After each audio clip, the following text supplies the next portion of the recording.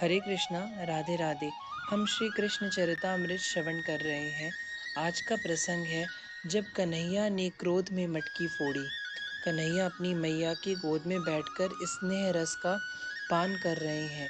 मैया दर्शन रस का पान करते हुए मुग्ध हैं। देवता तो अमृत का पान करके तृप्त हो गए, पर उस अमृत में यह रस कहाँ था। इस अमृत में तो विशुद्ध वात्सल्य का भरपूर रस मिला हुआ है। तभी तो ब्रह्म यशोदा के वक्ष से निकल रहे दूध को पीते हुए भी अघाते नहीं है।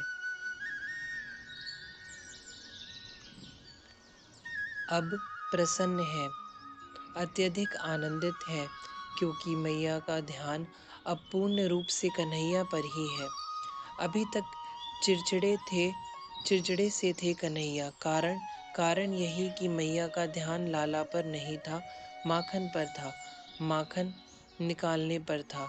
पर अब तो पूर्ण रूप से लाला में ही ध्यान है। दूध पी रहे हैं कन्हैया।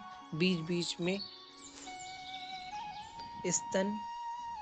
स्तनग्र से मुख हटाकर अपनी मैया को देखते हैं।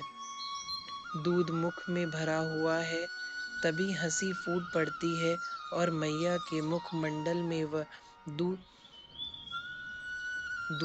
फैल जाता है। दुष्ट बड़े प्यार से कहते हुए कपोल में हल्की चपत लगा देती हैं। खिलखिलाकर फिर हंस पड़ते हैं कन्हैया। पी ले दूध लाला, ऐसे हंस मत, नहीं तो दूध कंठ में अटक जाएगा। मैया को हर तरह से सुरक्षा करनी है अपने लाला की। कन्हैया फिर दूध पीने लगे, पर बीच बीच में फिर खिलखिला उठते हैं।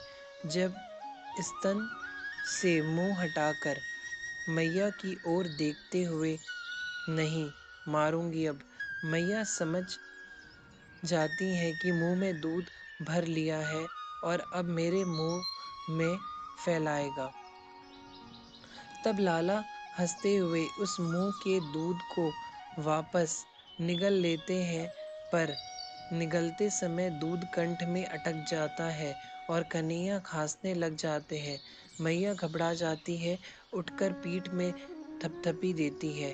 कन्हैया फिर प्रसन्न हो जाते हैं और दूध पीने लगते हैं।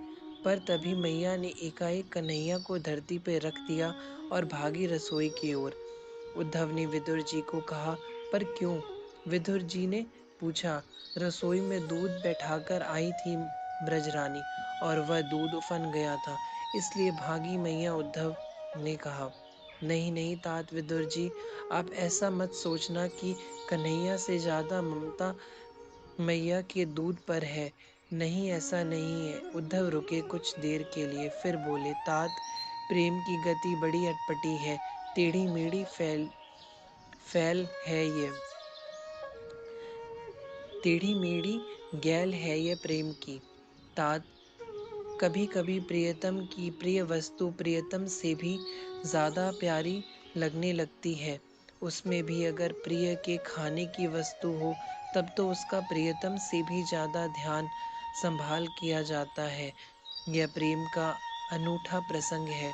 उद्धव ने कहा, तात, यह सुरभि गाय का दूध था जो रसोई में आंच पर ब्रजरानी बैठाकर आई थी।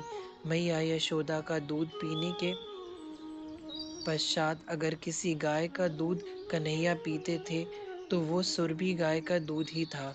मैया अगर ना जाती कन्हैया को छोड़कर, तो वह दूध उफन गया था, पूरा फैल गया था।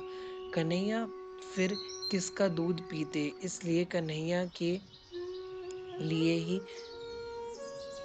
कन्हैया को छोड़कर मैया गई रसोई में। पर बालक यह सहन नहीं कर सकता। बालक सब सह लेगा, पर अपनी मैया का नजरअंदाज करना यह उससे सहन नहीं होता। बस कन्हैया अकेले धरती पर पड़े हैं। ब्रजरानी चली गई हैं दौड़ती हुई दूध के पास रसोई में। अब तो कन्हैया को क्रोध आया, और क्रोध भी बड़े जोर का आया। लाल लाल नेत्र हो गए, अरुण अधर फड़कने लगे, उनके नेत्रों से भी जल भर आए। अब भ्रकुटी टेढ़ी हो गई, इधर उधर देखने लगे। यह कैसे हो गया? मैया ने मुझे कैसे पटक दिया और चली गई दूध के पास। दूध प्यारो है, पूत प्यारो नहीं है मैया को। बस क्रोध और बढ़ा यह सोचकर इधर उधर दृष्टि घुमाए जा रहे हैं, तभी सामने वही मटकी दिखी जिसमें से माखन अब निकलने ही वाला था। मैया अभी मथानी जिसकी चला रही थी। बस उसके पास गए कन्हैया, मटकी को हिलाया पर मटकी हिली नहीं। बड़ी कोशिश की कि मटकी को गिरा दिया जाए और माखन फैला दिया जाए, पर नहीं, कुछ न हो सका। क्रोध से भरे हुए हैं कन्हैया। कन्हैया को भी क्रोध आता है? विदुर जी ने सहजता से पूछा। उद्धव हंसे। क्रोध से ही तो यह प्रलय करते हैं सृष्टि का।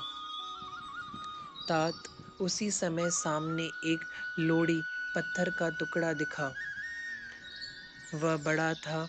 कन्हैया उसे जैसे तैसे ले आए और ऊपर से मटकी में जोर से मार दिया।